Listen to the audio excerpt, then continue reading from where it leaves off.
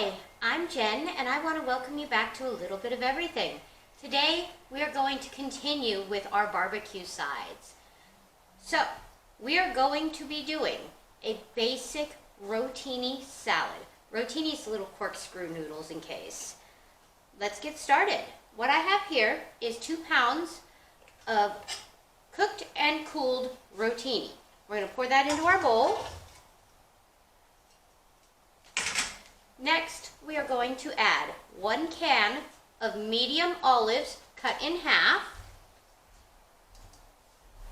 We are also going to add 1 container of cherry tomatoes, halved. Now then, the dressing on this is incredibly simple. It's just 2 cups of basic Italian dressing. We're going to pour that over our pasta and our vegetables.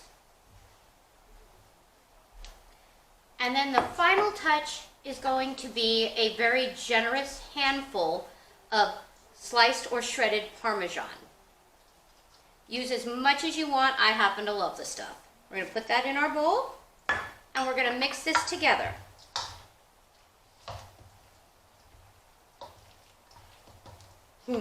Don't be afraid, corkscrews wander. They like to go all over the dang place, I promise.